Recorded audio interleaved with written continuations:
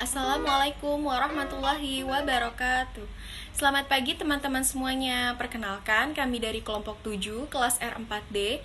Di sini kami akan mempresentasikan materi tentang uji analisis varian satu jalur atau uji analisis varian satu arah dalam mata kuliah statistika lanjut yang diampu oleh dosen Ibu Fatwa Fatimah Nur Saadah MPD.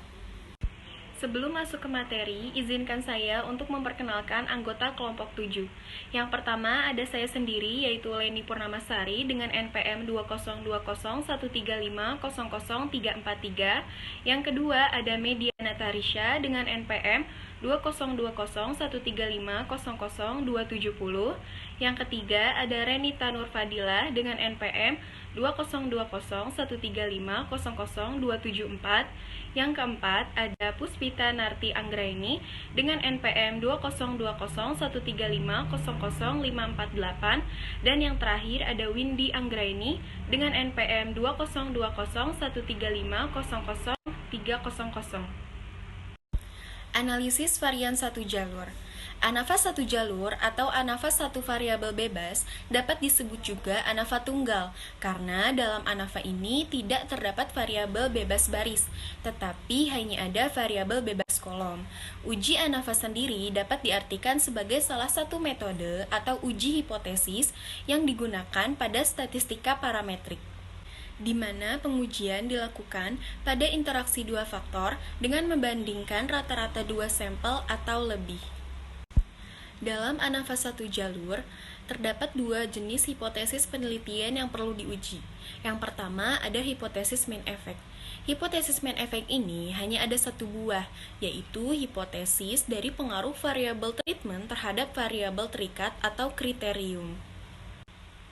Selanjutnya yang kedua ini hipotesis simple effect. Hipotesis simple effect ini tergantung banyaknya kelompok data, karena hipotesis ini merupakan hipotesis yang membandingkan antar dua kelompok.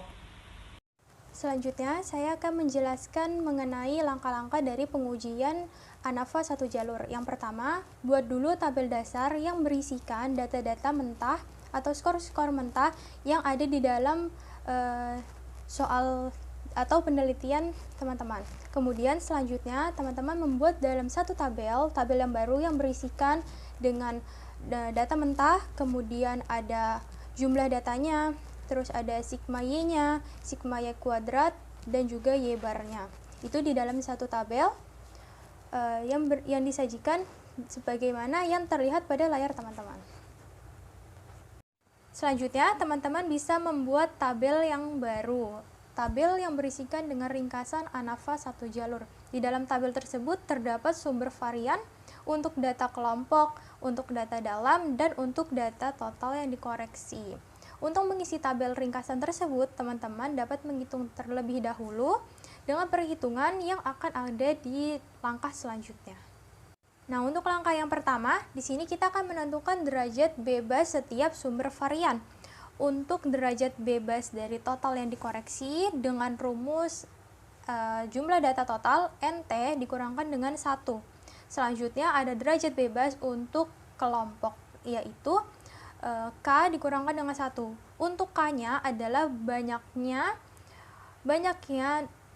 kelompok data yang akan teman-teman uji. Selanjutnya ada derajat bebas dari data dalam dengan rumus N total dikurangkan dengan K. Selanjutnya untuk mengisi kolom yang kedua, yaitu kolom jumlah kuadrat setiap sumber varian. Dengan jumlah kuadrat TR, yaitu sigma Y kuadrat dikurangkan dengan sigma Y total dikuadratkan dibagi dengan jumlah data totalnya. Yang ke B-nya jumlah kuadrat yang kelompok sama dengan sigma dari sigma yi dikuadratkan per ni dikurangkan dengan y total dikuadratkan dibagi n total. Untuk yang c-nya jk kuadrat data dalam sama dengan jk tr dikurangkan dengan jka yang sudah kita hitung sebelumnya. Langkah yang ketiga untuk mengisi kolom ringkasan yaitu rata jumlah kuadrat. Untuk bagian yang A, RJKA sama dengan JKA dibagi dengan DBA. Untuk yang B, RJKD sama dengan JKD dibagi dengan DB dalam. Setelah semuanya dihitung, teman-teman bisa menyusunnya di dalam tabel ringkasan ANAFA satu jalur. Hal itu untuk memudahkan teman-teman pada langkah selanjutnya. Selanjutnya yaitu menghitung nilai F hitung atau FH dengan rumus FH sama dengan RJKA per RJKD.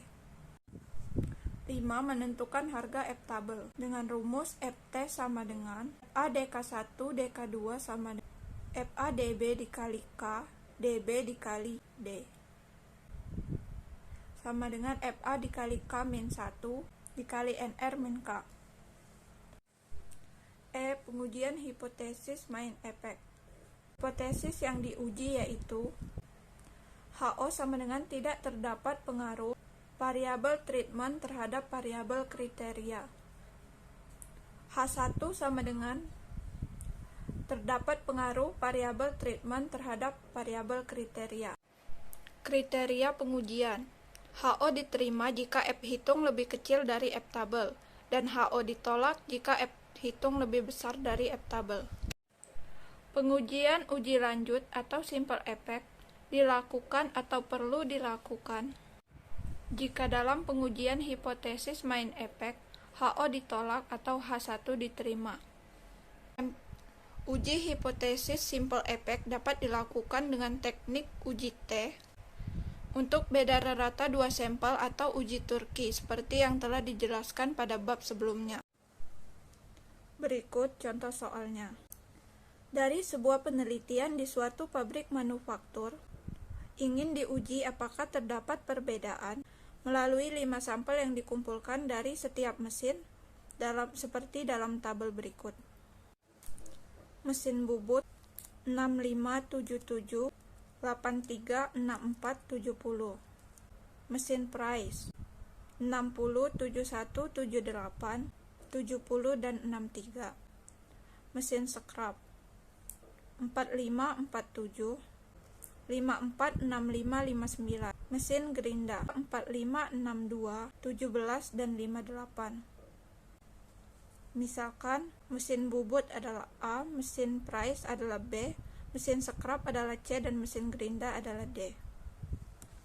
Langkah pertama untuk menjawab soal di atas yaitu dengan membuat tabel penolong uji analisis varian satu jalur. Untuk kolom A, B, C, dan D diisi dari sampel yang telah dikumpulkan, lalu didapatkan N atau jumlah dari masing-masing sampel adalah 5, totalnya menjadi 20. Untuk sigma Y atau jumlah dari sampel kolom A adalah 359, kolom B 342, kolom C 270, dan kolom D 205, maka totalnya 1176. Selanjutnya, untuk mencari sigma YA kuadrat yaitu 65 kuadrat ditambah 77 kuadrat ditambah 84 kuadrat ditambah 63 kuadrat ditambah 70 kuadrat, hasilnya 26.079. Untuk mencari sigma YB kuadrat yaitu 60 kuadrat ditambah 71 kuadrat ditambah 78 kuadrat ditambah 70 kuadrat ditambah 63 kuadrat, maka hasilnya 23.594. Untuk mencari sigma YC kuadrat yaitu 45 kuadrat ditambah 47 kuadrat ditambah 54 kuadrat ditambah 65 kuadrat ditambah 59 kuadrat, maka hasilnya 14.856. Dan untuk mencari sigma YD kuadrat yaitu 23 kuadrat ditambah 45 kuadrat ditambah 62 kuadrat ditambah 17 kuadrat ditambah 58 kuadrat, maka hasilnya 1051. Dan untuk mencari Y bar A sama dengan sigma YA per NA, maka hasilnya 71,8. Untuk mencari Y bar B sama dengan sigma YB per NB, maka hasilnya 68,4. Untuk mencari Y bar C sama dengan sigma YC per NC, maka hasilnya 54,0. Dan untuk mencari Y bar D sama dengan sigma YD per ND, maka hasilnya 41,0. Langkah kedua yaitu membuat hipotesis main effect. Yang pertama, hipotesis dalam bentuk kalimat, di mana H0 tidak terdapat perbedaan produktivitas antara keempat jenis mesin perkakas, dan H1 terdapat perbedaan produktivitas antara keempat jenis mesin perkakas. Maka hipotesis statistikanya adalah H0 sama dengan mu A sama dengan mu B sama dengan mu C sama dengan mu D, dan H1 bukan H0. Langkah ketiga yaitu menghitung derajat bebas setiap sumber varian. Yang pertama, dBTR 20 dikurang 1 hasilnya 19, dBA 4 dikurang 1 sama dengan 3, dan dBD 20 dikurang 4 hasilnya 16. Yang keempat, menghitung jumlah kuadrat setiap sumber varian. Yang pertama, mencari jumlah kuadrat total atau JKTR dengan rumus sigma YT kuadrat dikurang sigma YT kuadrat per NT, maka 74.580 dikurang 1.176 kuadrat per 20 hasilnya 5.431,20. Yang kedua, mencari jumlah kuadrat antar kelompok atau JKA dengan rumus sigma YI kuadrat per NI dikurang sigma YT kuadrat per NT, maka 359 kuadrat ditambah 342 kuadrat ditambah 270 kuadrat ditambah 205 kuadrat per 5 dikurang 1176 kuadrat per 20, maka hasilnya 3005,20. Dan yang ketiga, mencari jumlah kuadrat dalam kelompok atau JKD dengan rumus JKTR dikurang JKA. 5.431,20 dikurang 3005,20 hasilnya 2.426. Langkah selanjutnya atau langkah kelima yaitu menghitung rata jumlah kuadrat atau varian yang disimbolkan dengan S kuadrat untuk sumber varian yang diperlukan. Pertama, kita mencari rata jumlah kuadrat dalam kelompok atau RJKA. RJKA sama dengan jumlah kuadrat antar kelompok dibagi derajat bebas antar kelompok, sama dengan 3005,20 dibagi 3 sama dengan 1001,733. Yang kedua, menghitung rata jumlah kuadrat dalam kelompok atau RJKD. RJKD sama dengan jumlah kuadrat dalam kelompok dibagi derajat bebas dalam kelompok, sama dengan 2426 dibagi 16, hasilnya adalah 151,625. Langkah berikutnya atau langkah yang keenam, mencari nilai F hitung. F hitung sama dengan hasil dari rata jumlah kuadrat antar kelompok dibagi rata jumlah kuadrat dalam kelompok. F hitungnya sama dengan 1001,733 dibagi 151,625. Didapatkan F hitungnya sama dengan 6,61. Langkah berikutnya atau langkah yang ketujuh, mencari nilai F tabel. Nilai F tabel dapat dilihat pada tabel dengan derajat bebas antar kelompok itu sebagai pembilang dan derajat bebas dalam kelompok itu sebagai penyebut, di mana derajat bebas antar kelompok yaitu sama dengan 13 dan derajat bebas dalam kelompok yaitu sama dengan 16. Dapat ditentukan F tabelnya 3,24 dengan signifikansi 0,05. Langkah yang ke-8 yaitu mengisi atau melengkapi tabel ringkasan ANAFA satu jalur sebagai berikut. Sumber varians kelompok A diketahui derajat bebasnya sama dengan 3, jumlah kuadratnya sama dengan 3005,20, rata jumlah kuadratnya sama dengan 1001,733, F hitungnya 6,61, dan F tabel 3,24.